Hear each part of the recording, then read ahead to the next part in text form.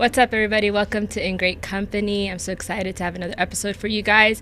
Today we have a very special guest, a friend, a pastor, a big brother. We have Pastor Paul Hanfere here.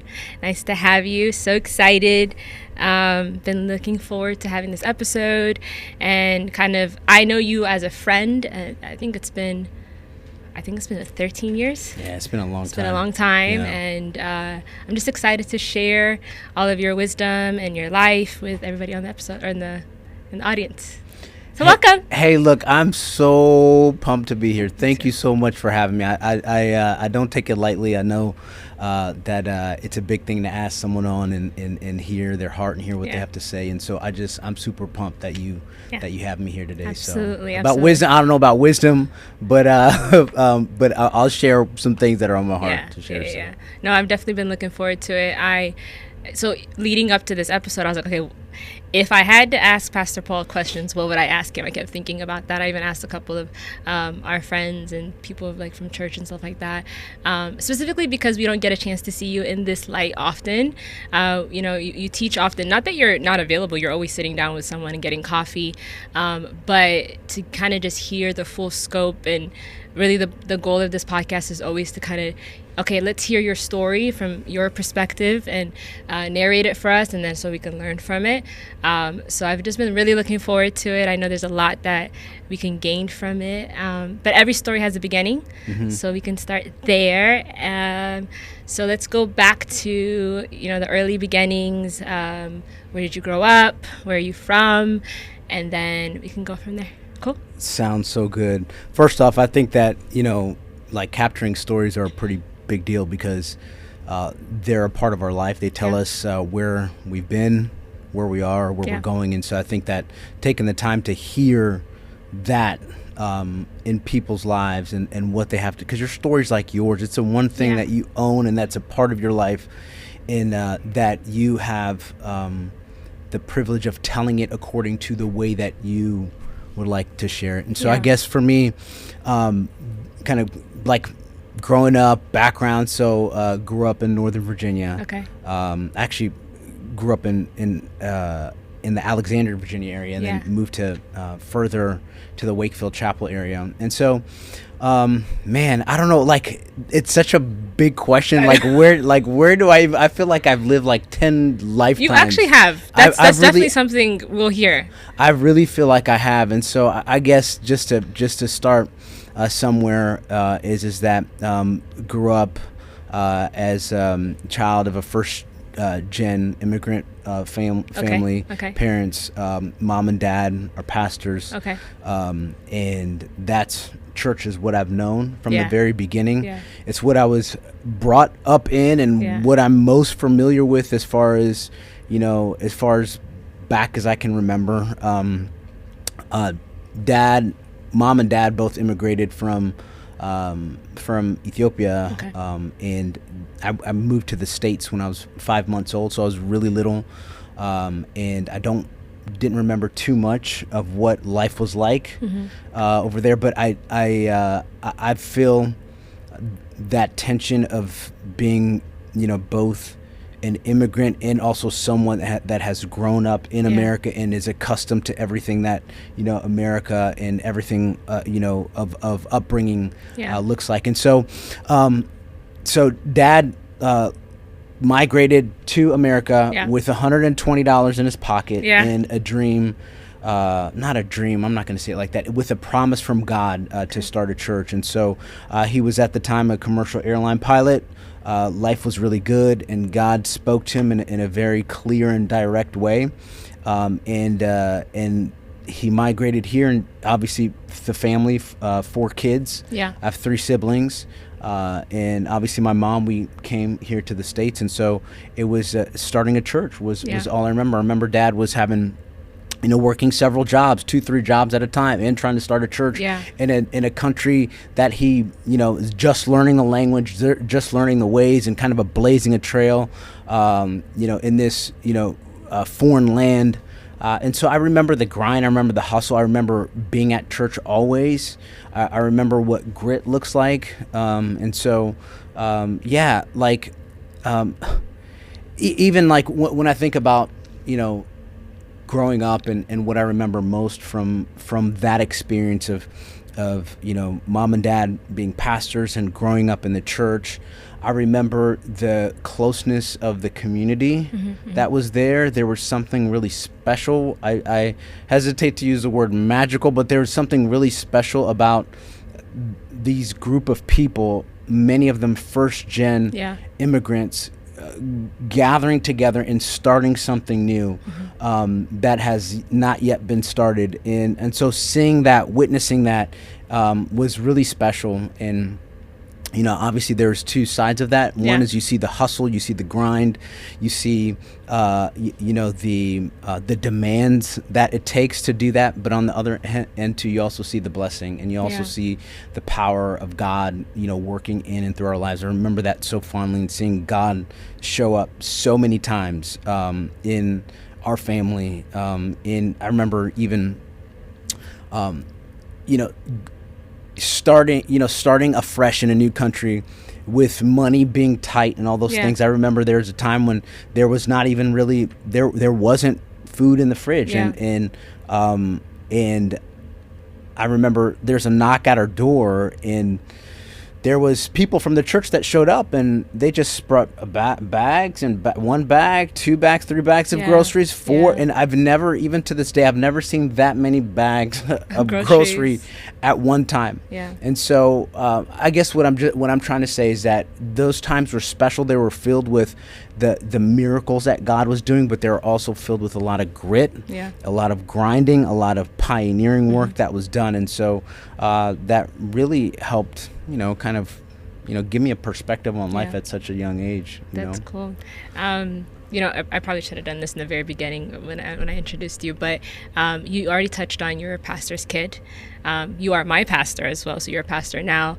And you, in between that, you said there's like a lot of different roles, that like different lives that you've lived, and I've heard about them hinted there. But before we move on from your earlier life, you kept saying I remember, and as you're talking, the first thing I kept thinking, I was like, I wonder what age though. I remember what age. So just to kind of draw the picture a little bit more for us. So when you say like I remember them kind of, you know, dad working a couple of jobs to do that, like what, like, are you a 5-year-old remembering? Are you a 10-year-old? And the reason why I say that is because it paints a different picture for us to kind of understand. Also, like, what does he remember? Because, you know, a 5-year-old is going to remember differently. And it kind of just helps us understand, okay, like, how did this progress go? And especially as you said, you know, dad was you know, settled here with the plan that God had given him, trusting God, you know, launching a church. So there's a lot of questions there, but I want to hear a little bit about like the details of like what that age looked like for you first. My wife is really good at documenting dates and ages. I just know, like, hey, I was around approximately this age. But I think that some of those fondest memories that I can remember were around that 5, 6, 7 age range that I can remember these things. I remember, like, you knew church, they were launching a church. You understood that. I understood that they were doing that. There was this big endeavor that they were starting something new. All the intricate details of it, I didn't know, but I did know that they were that our life revolved around church. And it revolved around starting something new. And this starting something new demanded a whole lot. Was what I remembered. And so so like I remember those things, and then the community that was there. I remember having like again to mark it with an age, maybe 7 or 8 years old. Maybe like they would have like tea and bread, and you remember being. And I remember I'm drinking tea, and I'm like I don't know if 7-year-olds, 8-year-olds drink tea. I don't know if that's the case now, but I remember having that and enjoying that and remembering the communal aspect was so rich. It was like everybody was on a mission, everyone was super focused, and everyone was moving forward. And that's awesome. That's a really, really cool thing that I remember about that. Okay, so then you know, that starts off, they launched this church, this very successful church. And even I grew up in Florida, and you know this, but even growing up in Florida, like, we knew about this church because your dad is kind of pioneer, even not just for that church, but for like a lot of churches in the U.S. And we knew about him and stuff like that. And he encouraged a lot of pastors. A lot of pastors left from his church to launch their own. So not only did he launch a church, he kind of, there's this big like calling over his life as well. So you're growing up as a pastor's kid to a pastor that probably is a pastor to many people as well. So that magnitude just kind of grows, especially as you're getting older. But talking about you specifically, did kind of walk me through, okay, you know that they're launching a church, but what does that faith look like for you? Like, do you know who Jesus is? Do you know what they're doing and how they're doing? Did you understand the gospel as a kid? Kind of a little bit of that. That's a really, really good question, because one of the things is that when the church was started, there was really no like kids ministry. Yeah.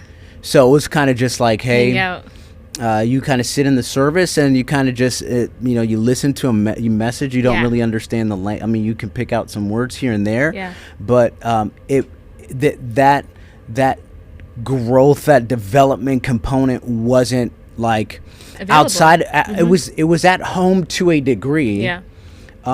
With Bible, which I love, like doing the Bible, which, oh my gosh, by the way, having Bible study at home. Oh my gosh, was crazy. I was so resistant, so reluctant, make so many excuses, all this different type of stuff. And my dad is like, kind of like, he understands the dynamics of saying, hey, we're starting a church. There is no like kids ministry. So like, let me help y'all out, help the entire family to kind of take us through the Bible. But there was such a reluctance. I don't know. Like, I mean, it's, I think we're all like that though. I don't know what it is.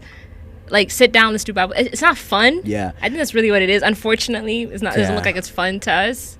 Immediately get sleepy and like make all of a sudden I remember all the homework I got to do, like all the excuses. But they're really gracious. So in that time, there was that element of discipleship and growth that was done at home, but that wasn't so much present in the church. Yeah. With my peers. Yes. And so that changed obviously as church progressed, and youth ministries and different things were started, which helped with that. Right. But in the earlier years, those formative years, I wish that was a part of the story that I had growing up. But it's not. But at the same time, I know that they did the best that they can do. And of course, the language dynamic was a bit of a challenge too. We're going to school and learning English and all this stuff, and their predominant language, trying to teach the scriptures, and so there's a lot of that going on. And so I think that they did do the best that they could, but that element in that early church formative years was not. It wasn't really present, and I wish that it was. But do you remember what you thought of Jesus at that time, or like what did you do? Do you remember anything? Was it just like obedient? Like, what do you remember? And that goes back to like not having that early kind of formative years. Really, I knew that I needed to be at church. Yes. I knew that it was a part of the right thing to do. Yes. I know that. Well, actually, I didn't have a choice. I had to be at church. There was no vote. Like, it's just like we're going to go on a Sunday. Unless you're like have a major surgery or like there's some circumstance that doesn't allow you. Like, you are going to be at church. And that was even to this day, man. Like, if there are things come up, say we're traveling and I don't go to church for whatever reason, I know. Like, I'll get like PTSD. I feel like I'm like, remember when there was like the what is it, the snow day or something like that? We didn't go to church. I was like, what do people do on Sunday? It was the longest, I think the longest day, the longest Sunday ever. Because like, what do you do? And that's what you've done your whole life. And I can hear my dad's voice. You never miss church on a Sunday. I can hear it. Anyhow, so with that, it was always being at church, but I didn't, and that kind of thread followed me all throughout middle school, into high school, and into college, of knowing the form and knowing the religious component of it. I knew the songs, I knew what to say, I knew when to sit down, I knew I knew how to navigate my way through a church culture without having, that real tangible relationship with God. And I think that part of it was that familiarity with church. I just became so familiar. I was there since I was a kid. It was all I've ever done. It's like, I just became so familiar. I just like, it just became a part of the way that, I live my life. And so later on, I felt the impact of that later on with poor decisions and all that type of stuff. But in that point, I remember that's the marking point. Was I knew that devotion, dedication, community, that people were passionate about their faith, but I didn't have that. I just assumed that that was something that I had, but that was just like dormant or something like that. I really don't know how to explain it, but that part of my life was, that spiritual formation part of my life was not, I didn't connect the dots. And you recognize it now, obviously looking back and stuff as well. Okay, so we I mean, I've said it a couple of times, and I think probably when I did the intro, I probably should have said a lot more. But later on, you end up obviously becoming a pastor. And when I met you 13 years ago, you hadn't been ordained yet, but you were already leading a ministry. So you were already in ministry school. And I know that you came from, having a whole career and even in sports and stuff like that. But before we leave that part, like the younger years, is dad and mom being in full-time ministry, do you remember, I know you said that maybe not as much your full understanding of the gospel because, just that's not what was present for you. Mm-hmm.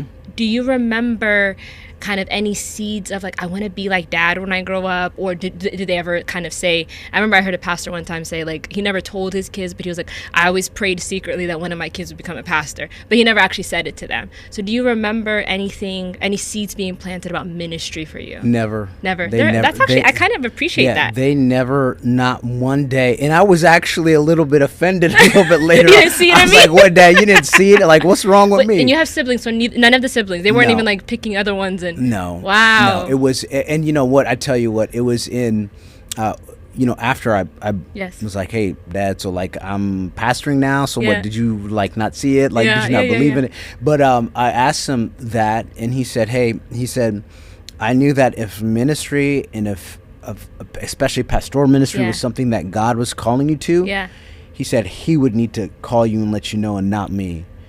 But that's so crazy, because as a parent, like, there's no way you don't wish things for your kids or you desire those things. So for them to have the wisdom to not like pressure you guys in any direction, that's a lot of wisdom. Yeah, and now I look back at it, and it's like, it is wisdom, because man, it demands so much that if you're doing it because it's a right or noble or good thing to do, or you feel or have a hunch that God, you won't survive, you won't last, and if you do, you'll be very miserable.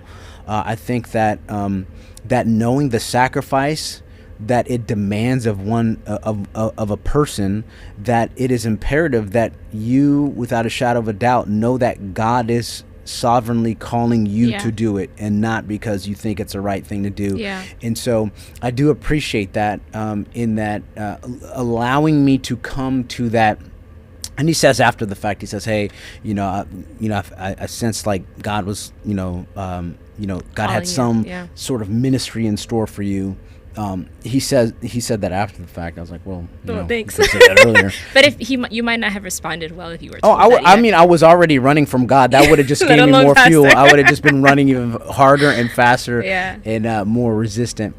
But no. So like, those seeds of ministry were really that I saw were the seeds of love for people, and having individuals that were, say they were like struggling in life or struggling in their faith, and they would stay at our home for a while, and they get discipled up and prayed for and healed up and sent out. And so I saw that part of loving people and seeing the impact that it makes on the individual, that was somewhere deep inside of my heart, like, and so it came into full understanding, full acknowledgement later on, when I was like in the real time. It's like, okay, this is why this is so important to me. This is why this is such a big value to me. But in the moment, no, they didn't. Like, they didn't share that. And that's so interesting.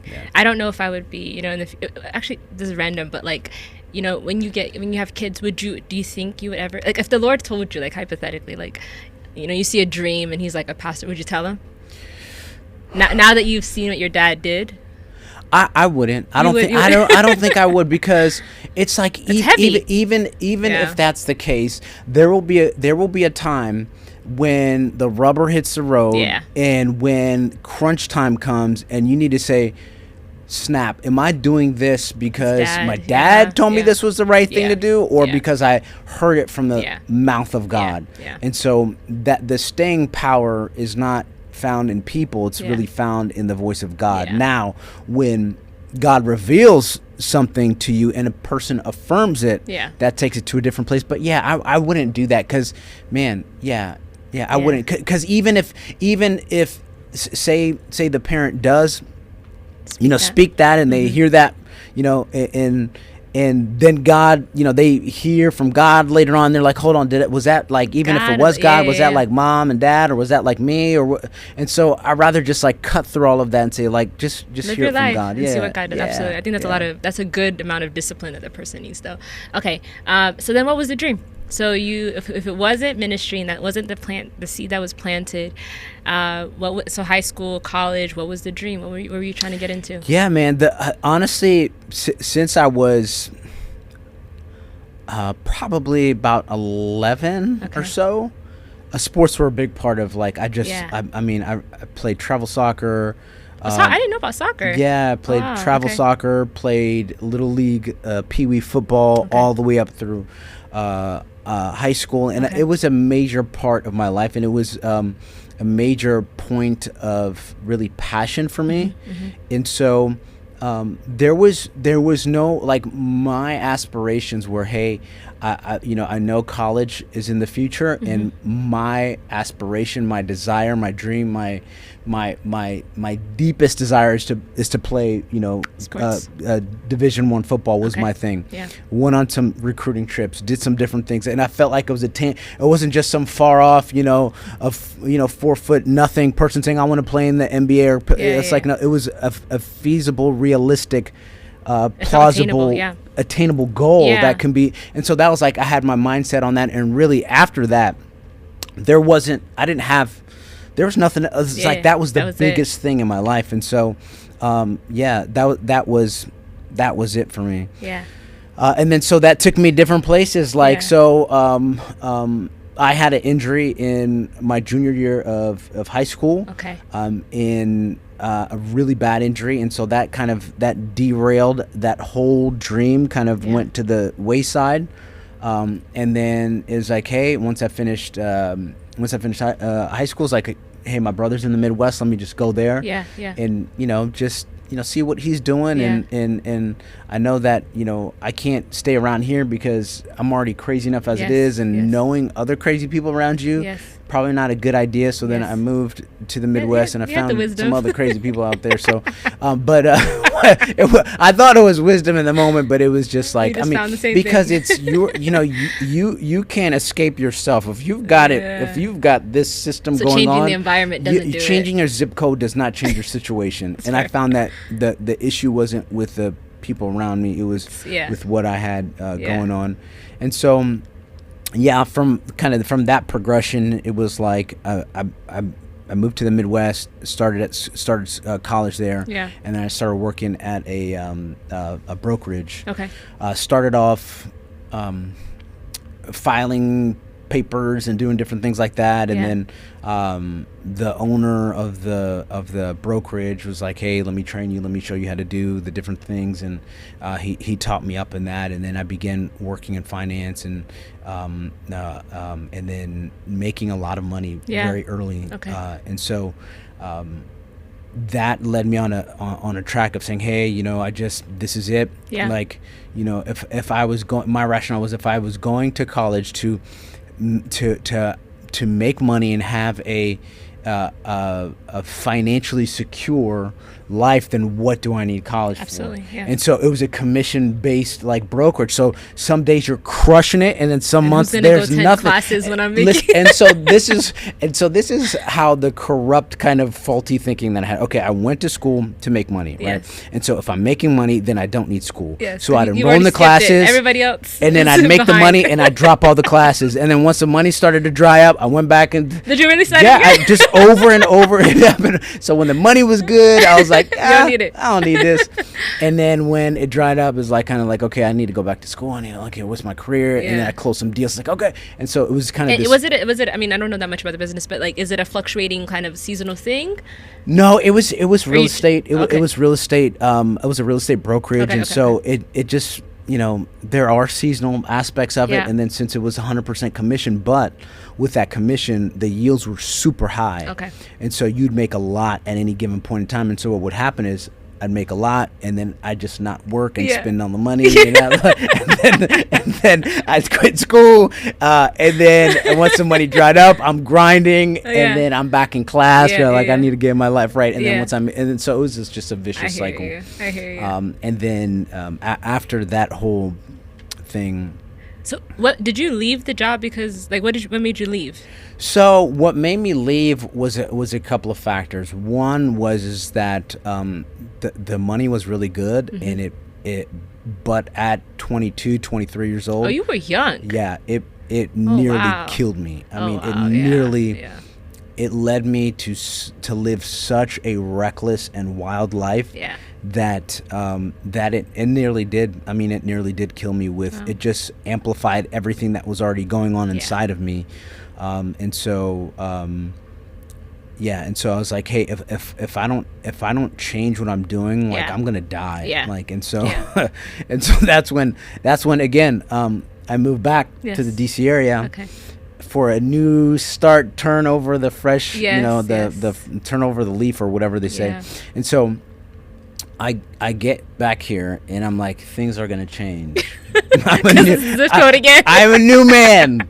I come to the new city, but I'm the old dude. Yeah. New city, same guy. Of course. And so I again replicated what I did there. And so at this point, I had been working for a tech firm that was at a defense contractor, and so I started off doing something really I was very ambitious. Whatever it was, I'd do it to the full degree. And so I had an entry level kind of just very simple job, but then over time, I saw that there were different contract companies that would come in and they would fire everyone. They'd be like, "But we want to keep you." Yeah. I'm like, "Cool, right?" Yeah, you definitely have favor. Yeah. With both jobs. Yeah. And then so the new company would come in, and they'd stay. It's a new tech company that has taken over all the IT infrastructure for this defense contractor, and a new one comes in and they say, okay, we're firing everyone but you, we're going to keep you. And this happened 3 times. Wow.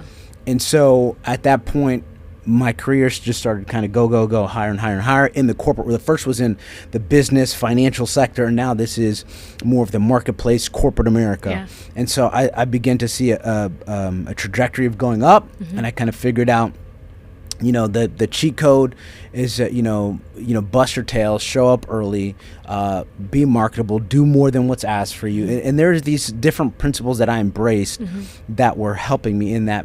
And so that brought a little bit more stability, but yet I was still living this reckless life while still able to have a career that's a worthy, stable, growing career, and so that's kind of at that point was, when the shift happened to ministry from that place. So, I guess, okay, so when a guy or a person is in that space where things, I mean, you're saying that you're feeling some type of okay, this is probably not the right way to live.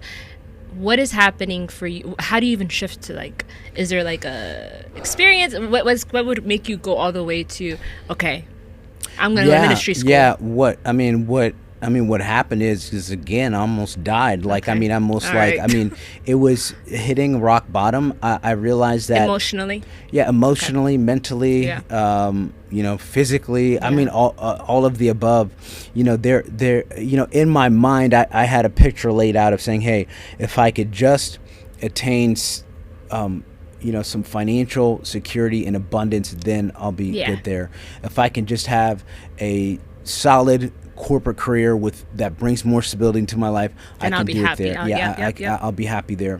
And so I realized that none of these things were bringing that fulfillment that I saw in mom and dad and that community that I saw. I knew it was out there, and that's what was so frustrating because, again, being ambitious and saying, hey, I want to experience some things, a feeling, a sense of fullness, a sense of joy, a sense of contentment, a sense of kind of thriving life. I want to experience that, and I will attempt to do it at any cost. Yeah. And so you experienced all the other ones at such an early age that you're like, okay, I got. So I'm not. None of this is doing what it needs to do. Yeah, and then not to mention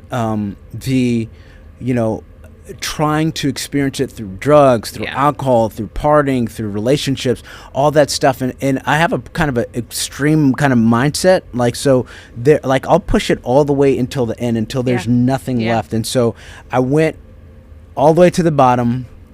I turned right, and then I kept going straight down, and then made another left, and then went back down. So I just went as far down. And so, like, there's a saying that says people can, you learn in life either through wisdom, or you can learn through, the Holy Spirit, or you can learn through pain.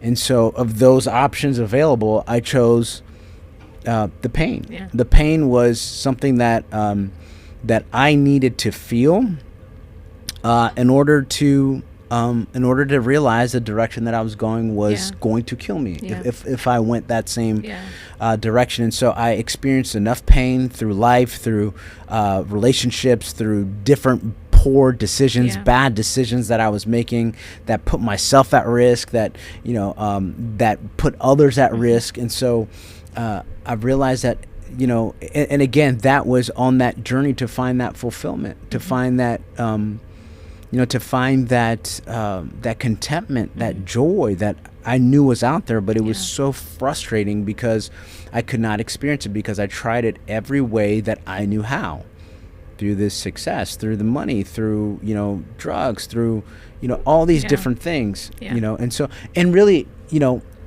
the impetus to that, if I can share that, is that it goes back to, when you had asked me about, like, what did I kind of want to do, like in the future down the road. And for me, again, it was athletics, right? And so when I had that injury, and what that injury was it was a blocked artery in my neck. And so what happened is that an artery had ruptured.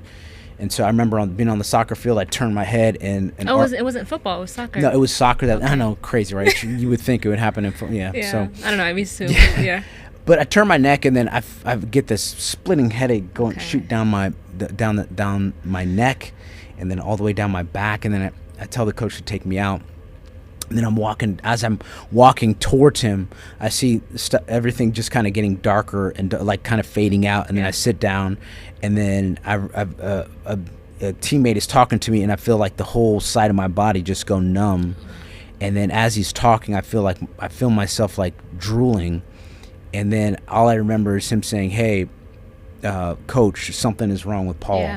And when he says that, like, I don't remember anything. I just came to, like, halfway. I black out at that point, and then I come to, and I see myself on a gurney, and they're taking me to the ambulance, and I'm on the midfield. I'm like, I'm on the field, but I didn't expect to be on a stretcher in the middle of the field. And so, anyways, I go in there. All the tests were done. All this stuff was done. Was just really, like, literally almost died on the field, and went to Johns Hopkins, and they took almost 200 pages of medical reports and all this stuff trying to discover what happened.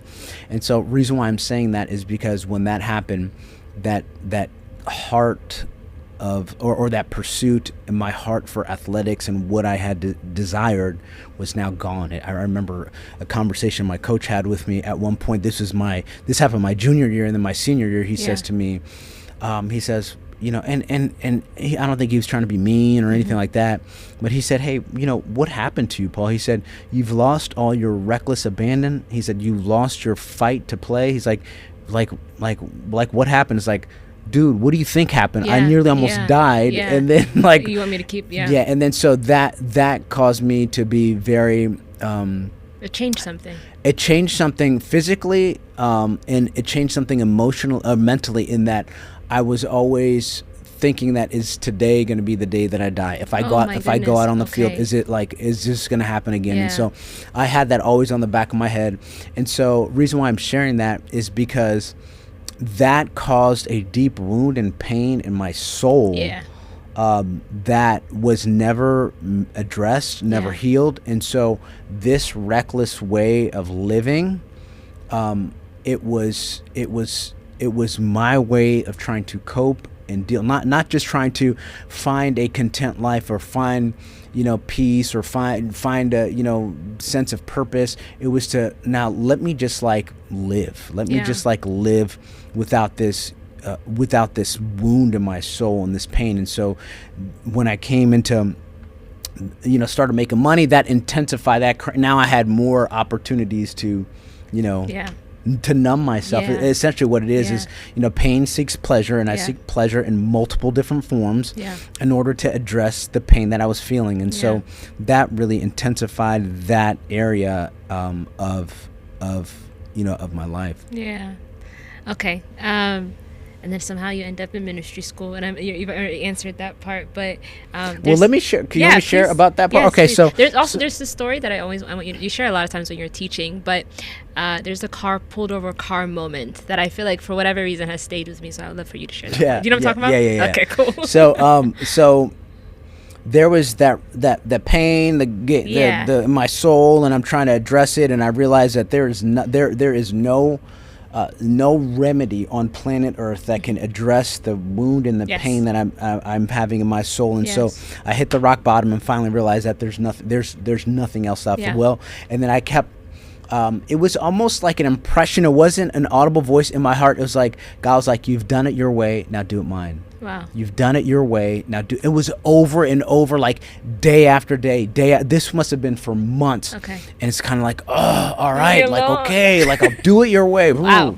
Like, and then I said, okay. And then so if I'm this radical kind of person, well, why don't you pursue God that way? And so it really, literally, I was going 100 miles an hour one way of destruction, chaos, anger, resentment, all this type of stuff. And it's almost like I'm still going that same speed.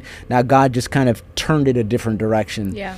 And so what that looked like was, it started with that moment while I'm driving the car, or while I'm driving, it was, I remember it was in, I think it was in springtime in, Fun fact, I don't know why. Every time you tell that story, I think of it at 495. I don't know why. And you never said it was 495. I'm like, it was on 495 for sure. Yeah. A lot of divine encounters on 495 is necessary. Go ahead, though. I don't think it was. I don't think it was 495. But it was somewhere in the kind of the DMV area. I don't know why I assumed that the first time. But I got to a point when I think I had just gotten I got a ticket, like I made a U-turn or something, and I got a ticket. It was kind of like the straw that breaks the camel's back. Okay. It was like, there was 100. Like the light, like the camera light went off? No, like I had made a U-turn, and then the cop pulled me over. Dang. And it was something in that moment that I was like, I can't do this. Yeah. Like, I can't do life anymore. Yeah. I'm done. And I remember just slamming in a very dramatic kind of way, like slamming the steering wheel, which still happens now, but for different reasons. But slammed the steering wheel, said, God, I'm done. Yeah. Like, I can't do this. I cannot do this in my own ability, in my own strength, that if you don't intervene, I'm going to die. Yeah. And so it started there. And then it led to a fast. Okay. I had never been on a fast that day. And did you ask, like, hey, Dad, what do I do next? Or did you just thought of fasting? I was just desperate. I was like, man, awesome. I need to do something that I have not done yet. Yeah. And, here I am, 25 or whatever, 25, 26. This is at 25? Yeah. A lot has happened in your life. Oh, my gosh. A lot. I had already lived like 2 or 3 lifetimes up until this point. Okay. So, I get to this point. I go on a fast. Needless to say, there was a lot of drugs and stuff in my system that I didn't realize that you don't go on a water fast. You went on a water fast? You don't go on a water fast after having all these toxic substances in your body. Were you at least at home, or were you by yourself? No, I was at home, and then I was like I was still going to work. Jeez. And it was crazy. So on the 5th day, this is what happens. I only lasted 5 days. Which You says you really even do everything now, like hardcore. yeah, like when Okay. I was saying, like everything is 100%. Yeah, It that's just crazy. there's no other gear. Okay. So I remember like this is the fifth day, the afternoon of the fifth day, and I'm just like I can't. Like I feel myself ready to pass out, and then I just like collapse on the ground. I didn't pass out, but I was so At weak work that or I at just. home? I'm at home. Okay, I'm at okay, home. okay, Yeah, okay. I'm at home. I collapse on the ground, and I'm just like, I can't do it anymore. Like I'm done. Like Yeah. I tried. I Yeah. tried the fast thing, Yeah. and man, dude, like. I This never is it. said to do And that, then, but and then I went upstairs. I went to my room. I said, all right, let me end this with a time of just prayer, just to like. yeah.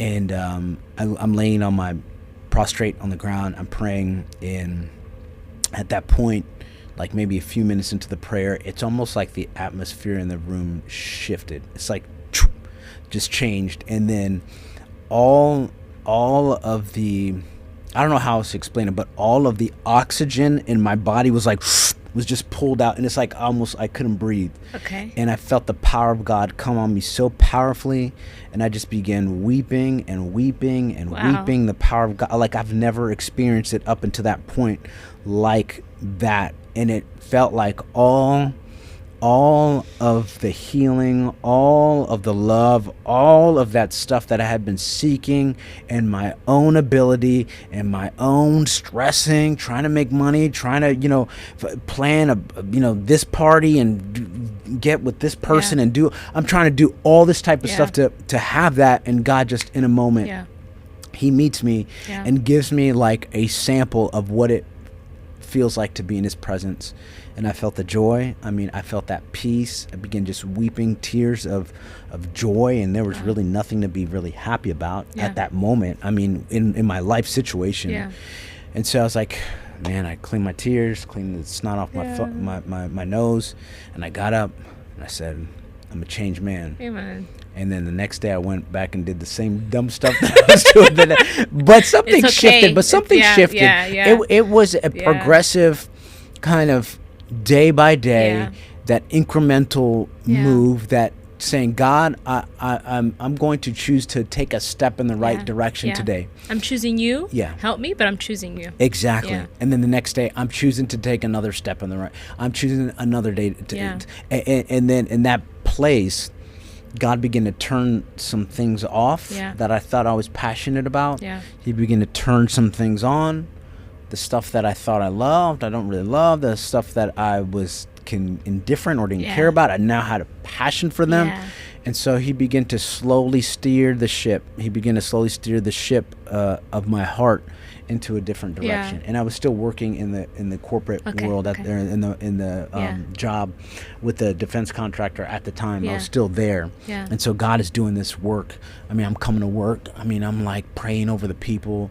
Like I'm fasting while I'm at work now, and Wow. I'm like have worship on, and I'm just like thinking about God, and like taking time, closing the office door, and reading them, reading my scriptures, and this change began to happen, and God began to do something awesome at work. And I remember this one time, this girl that was there, that was sitting in the office next to me, and she was like, I can always tell when you're talking about God to someone. And I was like, why? She's like, because your face always lights up and you're always smiling.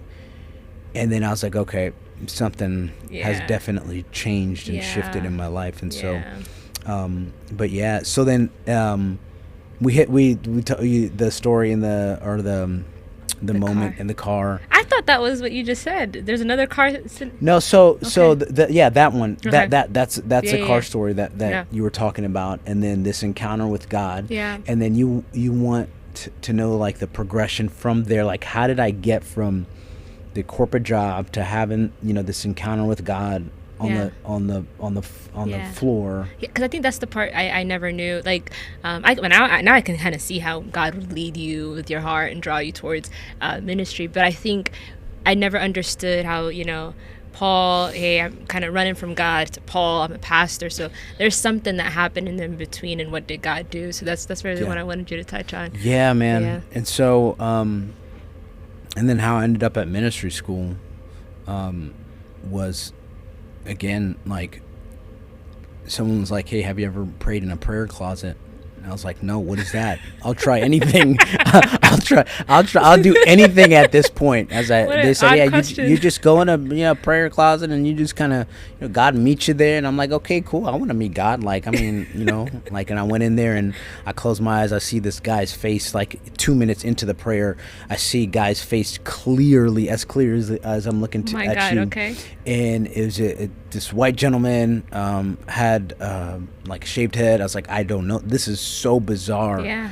And then I was like, well, whatever that was. And I just got out the closet. And then I had been looking at ministry schools to go to, and I came across this one particular ministry school, and there's a bunch of them. I didn't know where to start. I was like, where do I go? There's a million one to choose from. And so I end up going to this one, looking at this one ministry school, stumbled across it, and I'm clicking through the faculty, and like I would even know anyone there, right? And then so I scroll halfway through, and boom, that guy's face from the prayer closet was actually there, like staring right at me. I'm like, okay. This is the sign, yeah. And so wow. I went in and I quit my job, and I knew that God wanted me there. Yeah. And the joke is that I thought it was only for 1 year, so my head was like, okay, God, I'm gonna do this awesome thing, and like, I want to do this amazing thing for, to know you, and I'll come back to my job once I'm done, like. And then that first year went by, and God was like, no, like, I want you to stay here for another year, second, and then the third year. And so, but all of that to say is that what really was the driver behind all of that was really this encounter with God. Yeah. These repeated encounters with God. This pursuing birthed out of intimacy. I didn't just get up one day and be like, oh, I think going to ministry school is a great idea. Yeah. It's like, no, like God was leading me in this direction, and it wasn't through ways of me building up things to do myself. It was like these things that God placed upon my heart from a place of intimacy with him and his presence, and then leading me to those places too. So it was all birthed out of time with God. Yeah.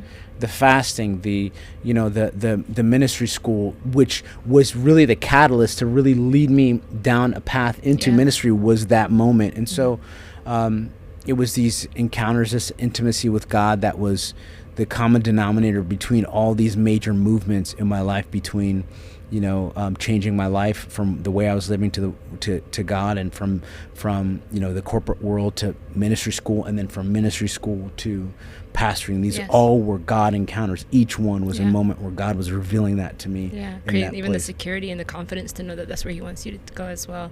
That's awesome. Okay, well, all right, so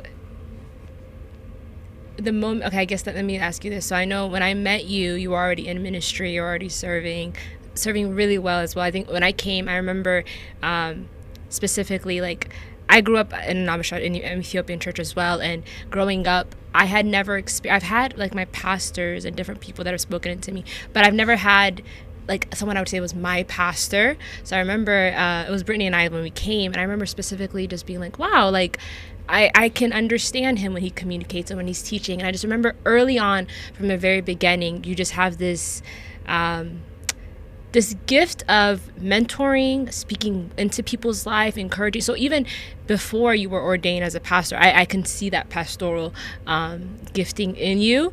And then you met Christina. You guys got married and you launched a church, Overflow City Church, where we both, well, I attend and you lead. So we both attend. So did you know you were going to launch a church before you met Christina, or was that kind of spoken into you guys later? It was before. It was before, okay. And this was or did ministry school tell you that you're like you knew? So this is the deal, right? Like I was telling you, like I thought I was going to ministry school and then I was coming back. Okay. I was like, I'm going back to my job. Like, look, don't give my spot away. I'm gonna be back. Keep the paycheck the same. Keep all that the same. But that wasn't the case. Obviously, I stayed longer. But it wasn't like I didn't go to ministry school with the mindset of saying, hey, I'm going to plant a church. Okay. It was like, I'm going to ministry school with the heart of, I believe this is where God's calling me, because my desire is just to get equipped.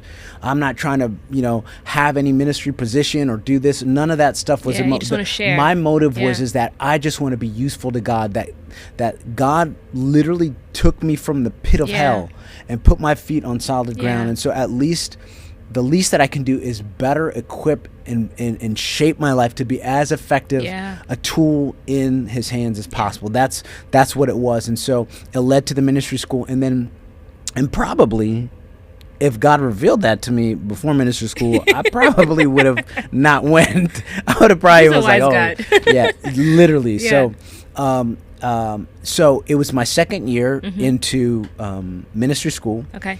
And at this point, I didn't know that planting a church was the thing. I was leading a young adults ministry, and it's kind of like, hey, this is good. I kind of like, I can see myself, kind of doing kind of something similar to this, but planting a church, not that wasn't even in my mind. Yeah, even though Dad's a pastor. You know what's crazy is that like I was telling you earlier, like Dad never said, hey, son, you're going to be a pastor. Not only did he not say that, but it was almost like God sovereignly put a blinder on my mindset. Well, that's so good. I never thought, like, how sometimes, whatever a parent may do, you'd be like, oh, one day I could do this like mom, or I could do this like dad, or something like that. Yeah. But it never, ever, not in a million years. It wasn't even on the grid to even as a like a shot in the dark Hail Mary thing that I could see myself doing. I never thought that. Okay. And so this is fast forward to ministry school second year. Yeah. And it's in the middle of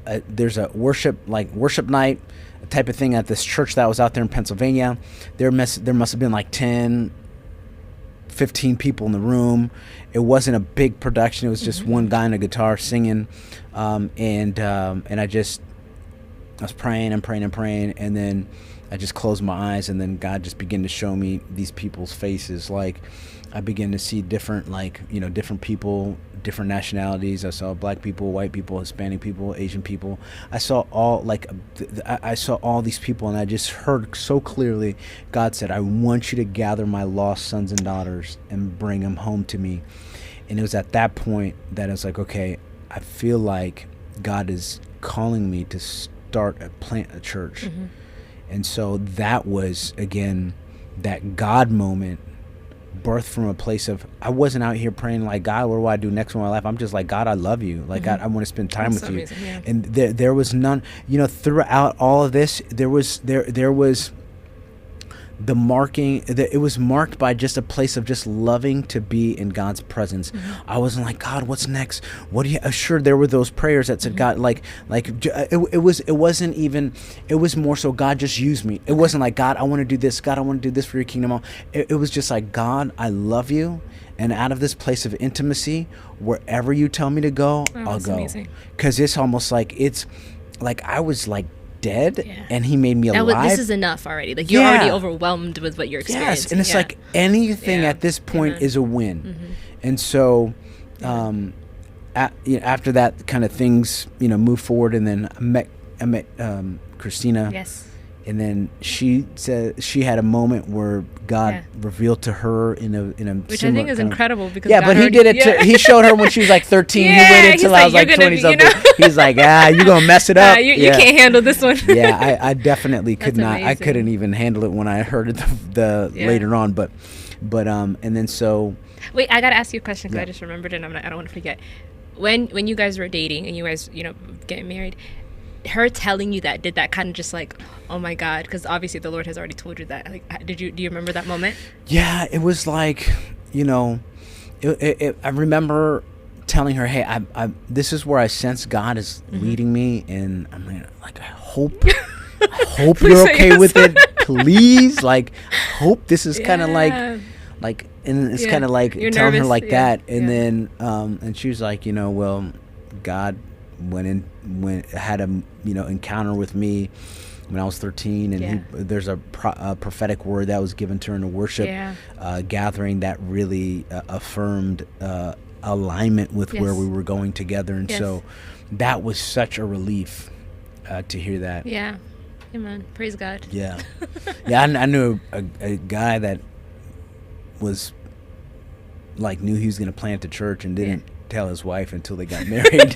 It's not smart. I was like, I'm not going to be that dude. Like, not at all. So yeah. But I remember, and not to go what's called, but I obviously, like, both of you guys are my pastors and my friends, and at this point. But I remember at your wedding, and I mean, everybody's marriage is going to have some type of ministry. The Lord will use it if they're obedient to it. But I remember at your wedding specifically, like, wow, this is crazy. Like, what's about to happen. I had no idea. I don't think you guys even shared launching church. I just knew that you guys were in ministry. But like, I remember being like, when these two people get together, there's going to be something great that happens. Like, it's like two powerhouses coming together. And we're seeing it. So that's amazing. That's very nice of you. Thank you. Thank you for God. that.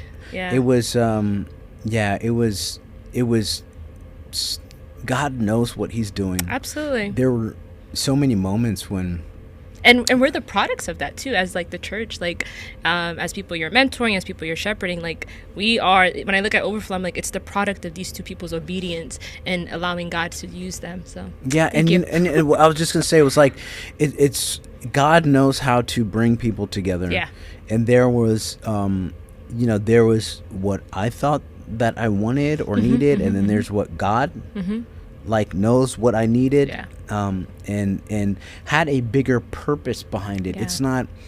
It wasn't just to, and this is the same for all relationships that come together and put Christ at the center, that he has something bigger in purpose behind that marriage union, besides the two being able to share income and share a house and have a family. Those things are beautiful and they're from God, but every union that God ordains, there is a divine purpose behind it. And I'm so thankful for God graciously leading me into that and leading her into that, so that we can bring it together to see what God can do. We are very grateful as well.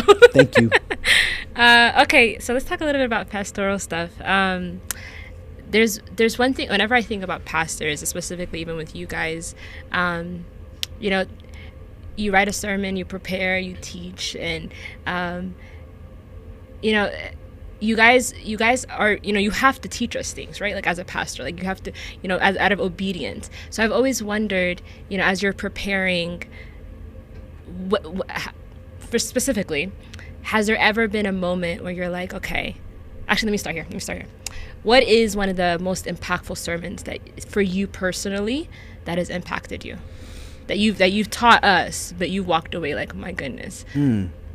That's a really good And I question. ask this because I know you probably, if you look back, I'm pretty sure there's one that like stands out to you. That's a really, really, I think that there are a few of those. Okay. And it's almost like I go into it with wanting to share something, to bless a community, to share God's word, to grow people up in their faith. And it's almost like I'm sharing it to others, but in the midst of it, God is really ministering to me in the process of it.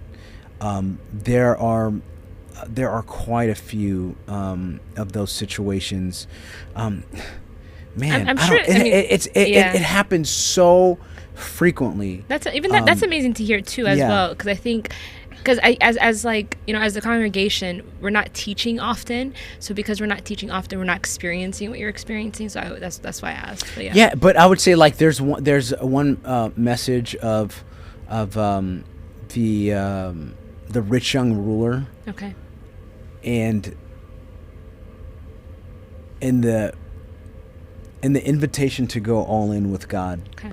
I feel like sounds on theme for you. There was this moment in time where Jesus encounters this rich young ruler, and he has the invitation of a lifetime. Okay. But yet there were these other things that he was holding on to in life while Jesus was making the invitation to go all in with him. And so I feel like that's, in a way, the story of my life, and it is by the grace of God that he helped me to let go of the other things and to pursue him with everything. But it wasn't a one-time thing. I find that that's a reoccurring thing in life, that God is always going to take you to these junctures and these points in your life where he is inviting you to go even deeper with him. And so there's a good number of those messages that speak to me. I remember one person was like, what's the best leadership lesson that you've ever learned? Yeah. And they're like, well, it's the one that I needed the most in that moment. Yeah, that makes and sense. So I feel like even sermons, even with the sermons, what is the most meaningful? It's the one that I needed to hear in that moment. And I feel like that there are those messages that you share for others, and there's those that really minister to you and move you. And someone said to me once, they said, if the message doesn't move you, it won't move anyone else. That's right. And so there's these moments in the preparation of the sermon where I'm believing God to move my heart or align my heart and meet me with the breath of his presence in the midst of preparation. Yeah. That I know that it has moved something in my heart, so that when I share it, and that it's able to be communicated in that same way. I don't know if that makes sense, but it's kind of like there's these moments where I am believing God in the preparation of a sermon that he would meet me in that and move my heart to be in line to what. You're teaching from a place of experience and not from a place of teaching. So I think even my second question is going to be the same. You're going to answer it the same then, because as pastors, we're often thinking that you guys have figured it out when you're teaching that topic. So when you teach us on faith, I'm like, all right, Paul has figured out. I mean, obviously, as a Christian, one of the things you said earlier that I've experienced myself is like, you are constantly, like, if it's sacrifice, the Lord is teaching me sacrifice over and over again with different parts of the Bible. If it's, faith, if it's all these different things. So I was going to ask, has there been a sermon that's challenged you?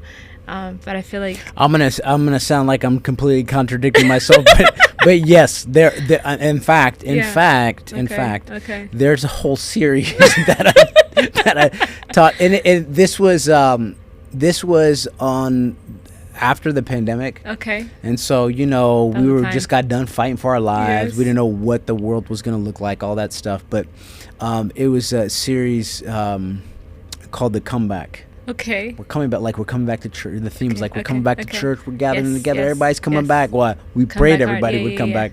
And so it was like, well, it was like come back to hope was the first one. I was like, man, I ain't really feeling hopeful, bro. I'm not really. I'm a preacher though, because it's God's word. It's true. Out of obedience. Though I don't feel it, I am still gonna. It doesn't make God's word ineffective just because I don't feel it. Yeah. Then the next message was come back to joy. Not feeling joyful. Yeah.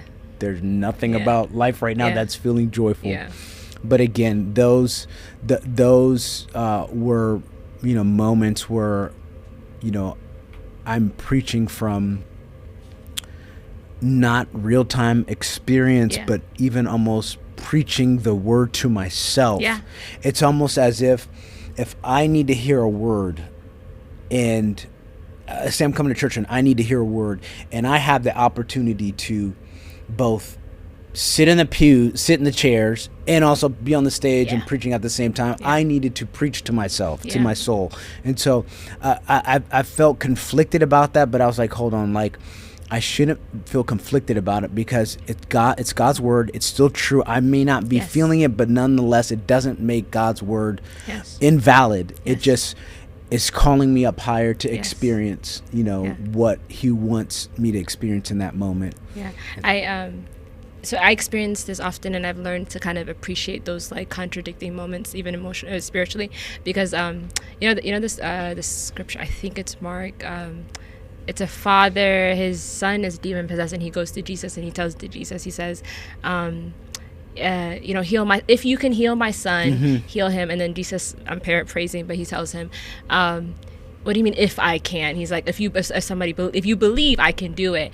And then, but what was interesting was the man's response was, I believe, help my unbelief. That's and I remember being like, you believe, but you help, either you believe or you don't believe. But I don't think that's always true. I think we can say, Lord, I believe, I choose joy, yet experience the lack of joy at the same time, because you're in obedience. So that's very interesting. That's really, really good. And it's and I look at Jesus's response to that. It's not like he's saying, what? Yeah. He said what?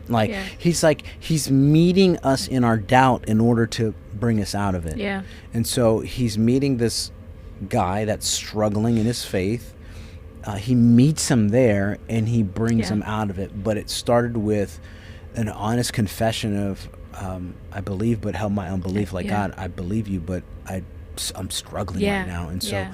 that's how, going back to those messages, that's what I believe this to Yeah. be true, but I'm having trouble believing this Yeah. right now.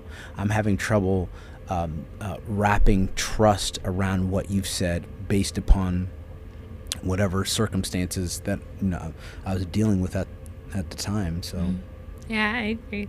Oh, that's cool. Thank you for sharing that. Okay, so, all right, Pastor. So all my questions to get one off it. No. So one of the things I've experienced, I think I said it a couple times probably on this podcast, is you definitely have a gift for mentoring. I think naturally. I think both you and Christina specifically, and I think even with Christina with discipleship and teaching, and you guys really are good at like pulling people together. And when the church was first launching, it was a smaller group that you guys gathered. But even for me personally, I think I've had the just such a privilege to always kind of been so close in proximity to you guys, to have been mentored and speak. I mean, it's. I think. Honestly, thank you so much from the bottom of my heart in so many ways, and how it's impacted me, and I've been able to experience that. But I also know that that's just a gift that God has given you guys, that you graciously do too, and you do love people and stuff like that. But I want to hear a little bit about those people that have spoken into your life and what principles you've pulled from them, and why you think that to pull people aside as you're growing. Why it's important to you and why you've kind of led your life that way, even as a pastor and stuff. So yeah, that's a really thank you for that. No, I mean it. That really means yeah. a lot, and just seeing all that God is doing in your life is just amazing to be a part of it and have a front row seat in it. I would, there was points, in my faith journey. It's almost like I did have people come alongside me on that journey, but not always. Yeah. But I don't know. It's God just put on my heart. It's like and I wanted those mentors. I wanted people to speak into my life, but I didn't have the opportunity. Yeah. And so it was a principle. I don't know where I heard it. I don't know where I got it, but it was just like, be to someone else what you want someone to be to you. Yeah. And so I said, okay, you know what? I want someone to mentor me. I want someone to pour into my life. I want someone to like speak life and all this type of stuff, but I don't have it. But you know what? Let me be to someone else what I want something. Yeah.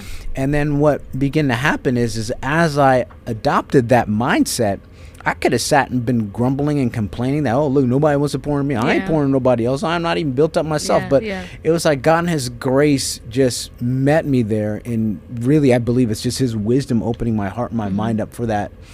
I began doing that. Even when I didn't know what the heck I was doing, I was like, I just got saved last week. But let me pour into anyone that's willing to listen. Yes. But that continued on. And God began to bring people into my life, like significant people that really were able to speak in profound ways and that were light years ahead of me. It wasn't like, I'm just say a level 1 and this person's a level 2. It's like level 1 and level 10, level 1 and level 20, like people that were way further ahead than me. So and I felt like because of what I had experienced, I really have compassion on people that are stuck. Yeah. Like stuck in life, maybe stuck in their ministry, maybe stuck in their growth. Yeah. And I see that in my heart, my heart has compassion and empathy. I've been there before. Yeah. And so I love, one of the things I do is I love seeing people thrive. I love seeing people grow. I love seeing people step into the fullness of what God has for them. Yeah. And so a few different people. I think first and foremost, the first person is my dad. I knew and he's just like the general in the faith. He really is. And from him, I really learned what it means to have an intimate walk with God. Amen. Okay. And what a life of devotion looks like. Even as his church was growing and climbing and demands and needs were soaring and they're doing all these projects and doing all this stuff around the globe, but what remained the same was his intimate time with God, his character, and his faith. Faith meaning his trusting in God to do the impossible. And so that really and it challenges me even to this day, of the things in which he believes and trusts God for, that seems so like wild, but God actually does it. Yeah. So it challenges my so it's this component of trusting and believing God for big things, this intimate devotional life with God that's real, that's tangible. I remember him praying every morning at 4:30 in the morning for as long as I can remember. Wow. And he's still to this day. Yeah. 4:30, that's his time. And then he'll he'll do the rest of his day that he has going on. Yeah. So there's that. And I think another thing too, that relational piece that was important, a discipleship component of it, is Lee Grady was here just last week. And Lee Grady is something that lives, breathes, and just embodies what discipleship and mentorship is. Yeah. It's like in his DNA. It really that is not like what he does. That's like who he is. Yeah. And so meeting him, I actually met him at ministry school. Okay. The same ministry school? Yeah, the same ministry school. And this was the first year that I was there. I met him there.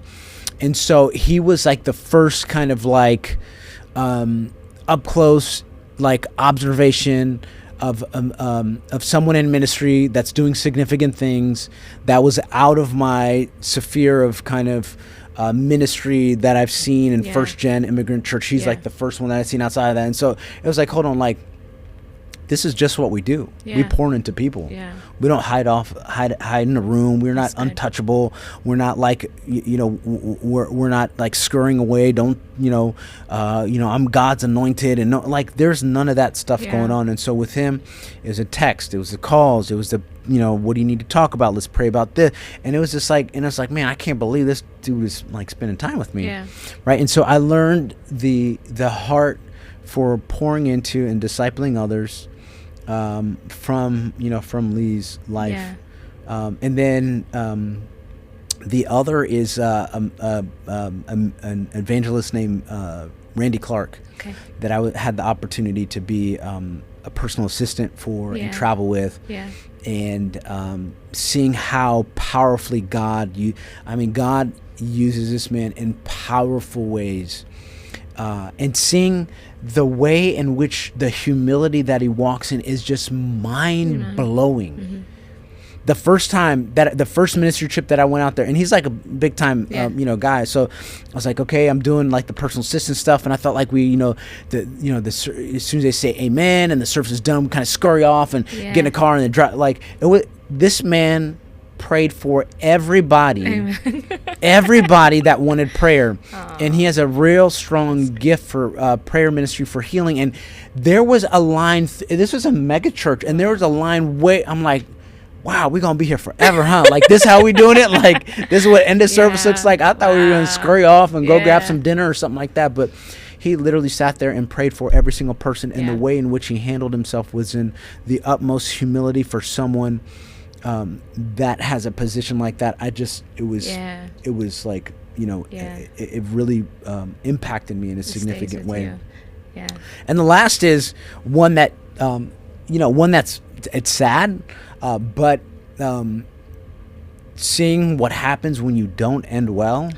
And so this was seeing someone that, close mentorship, seeing, what God did in this person's life, and the tons of people that were impacted by the ministry, the legacy that was set up, all that stuff, and to see, everything crash and burn.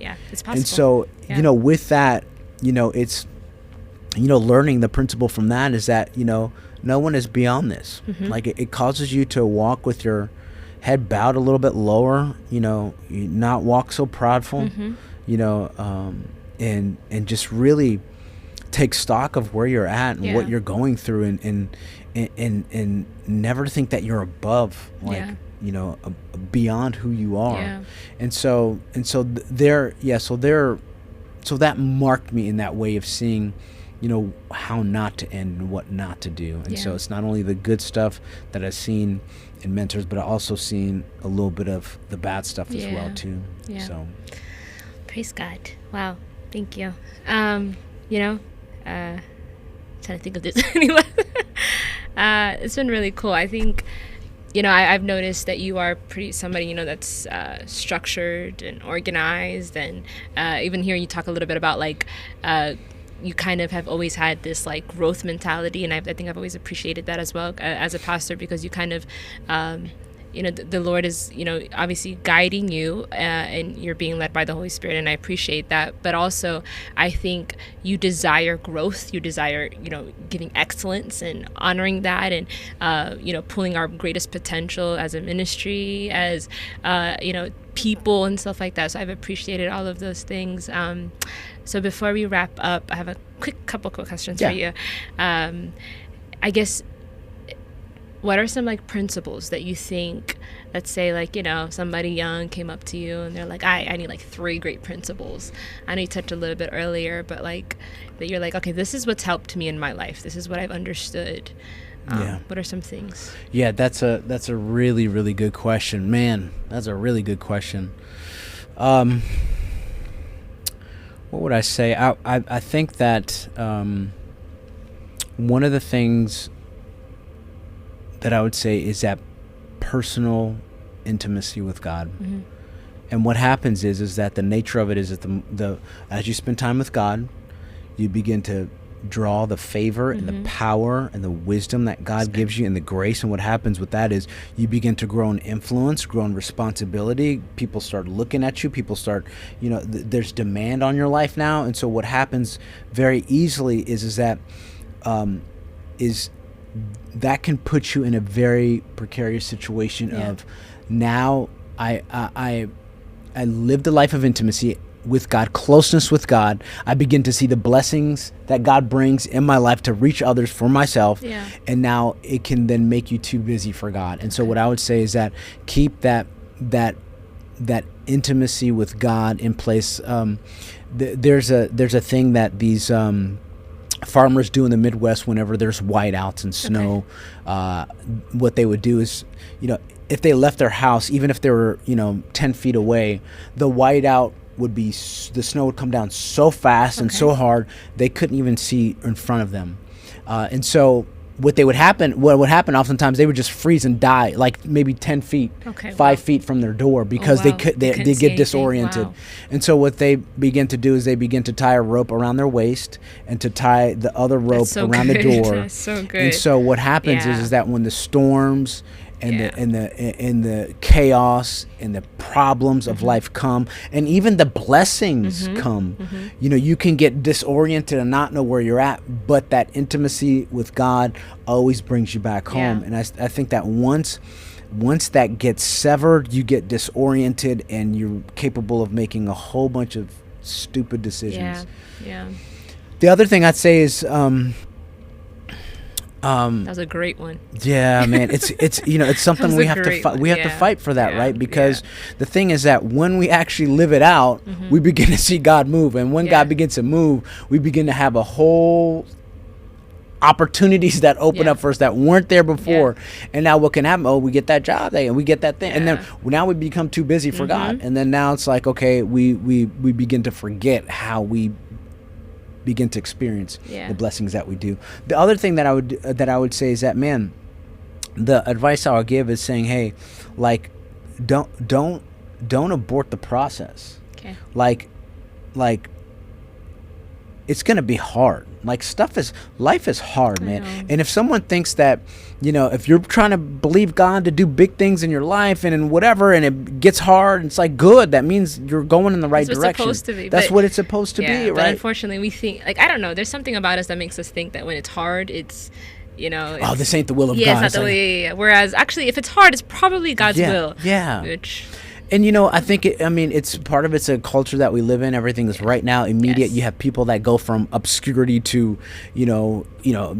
5 million followers, and they have this platform that just kind of miraculously happened overnight. It's like, and life is not like that. I mean, that's the exception. That's not the norm.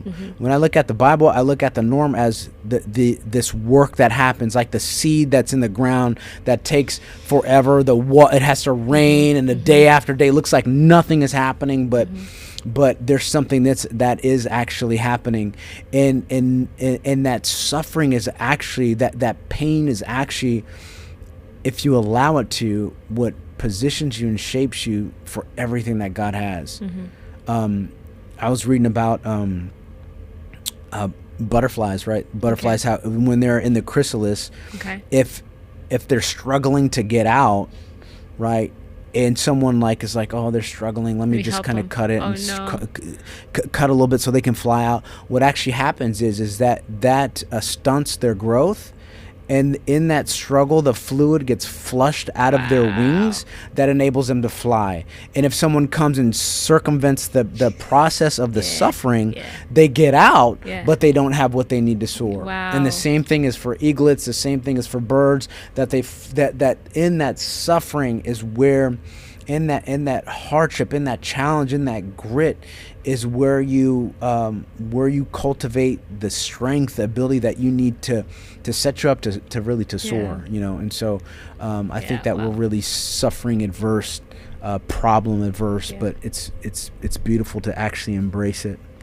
Okay, that's incredible. You definitely, it's like my head is like, whoa. I don't know. It's I think process and pushing through and suffering is just something that we're just so allergic to. We hate being uncomfortable, and I've reached a place now where I'm just like, okay, this is the norm. This is what's supposed to happen. It's not the opposite of this. Like, the easy is you're not supposed to have it easy. It's supposed to actually be challenging. So stop going against it all the time. But I think, I'm sorry to cut you off. Go ahead. No, the only thing I was going to ask, if you do add anything to this, I was going to say, okay, well, so for these people that are in the that butterfly, like, I guess, break it down a little bit about, like, okay, what does it look like to just obviously being attached to the Lord, but then what does it look like to just continue to fight? Because I do agree, there is a refining that is happening. There is gold that is being produced. Everything that is good takes time, but it is hard to push through, because you're trying to, like, it's almost like naturally as humans we want to just find that out. I'm pretty sure that butterfly is excited for that person that broke it out, even though she doesn't realize what's about to happen to her. About to get messed up. Yeah. That's such a good question. I wish I knew the way forward, but kind of just some thoughts that I can share is that it's so easy in that time to trade in what you don't know about God for what you do know about God. I don't know what's happening. I don't know why this is taking so long, but I do know that you are good. I do know that you are faithful.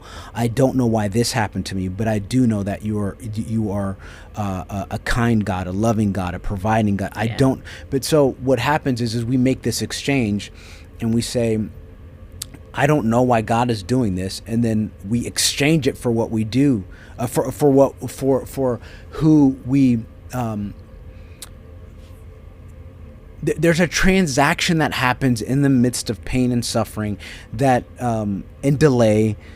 This transaction positions us to paint God in a picture that is not accurate.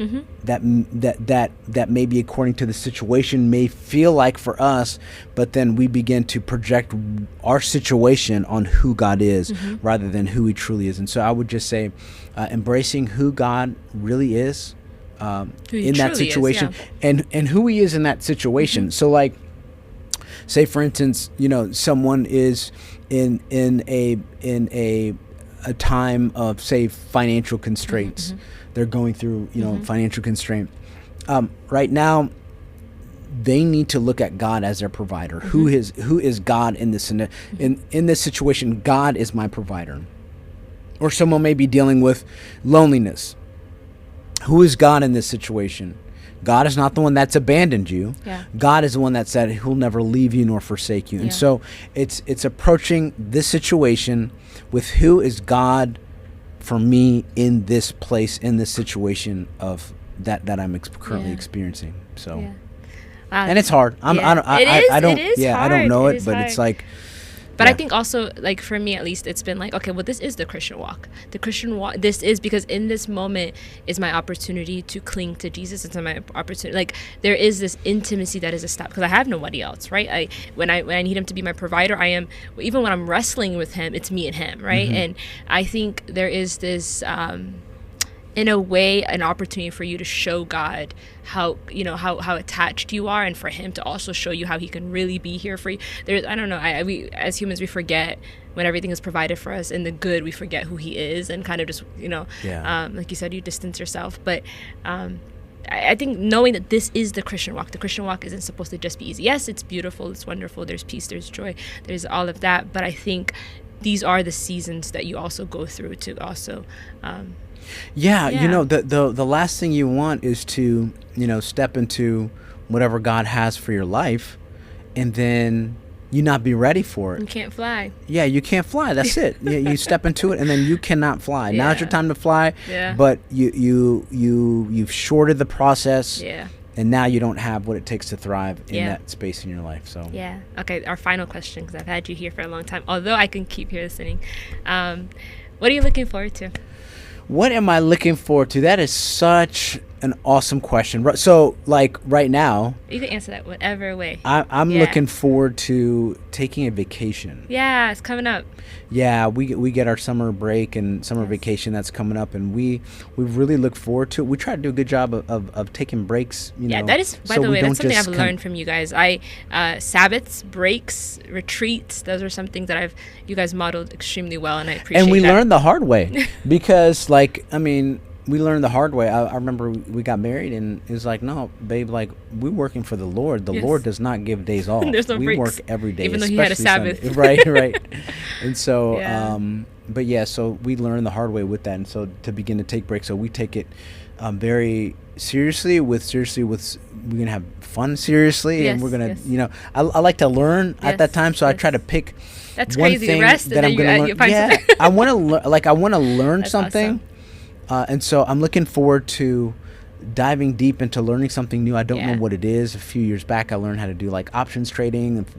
Before that, I did a whole bunch of reading on some different topics, different things. And so I'm looking forward to vacationing, taking time off, and to learning and growing. And so that's what I'm really looking forward to. Some sun therapy. Yes. You know.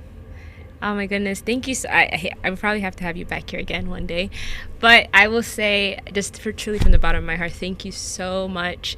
Not only for the podcast, you said, and you walked in saying, like, you know, if there's so much wisdom here, there's so much things that you're, and it's not, and I think because I know you so well, I know because I know you guys so well, and I know you so well, the things you're saying, I know they're true. I know that there's, you know, they've been tested, and you're teaching what you believe and stuff like that. So I appreciate you.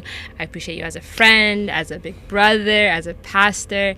I'm excited for what God is doing, and both you and Christina, and as the church. And there's just so much like you've yet to even tap into, you know, what God is doing in your life. So I'm so excited. I appreciate you. Thank you for coming here. Absolutely. Thank you for having me. Absolutely. I really am so blessed, so honored to be here.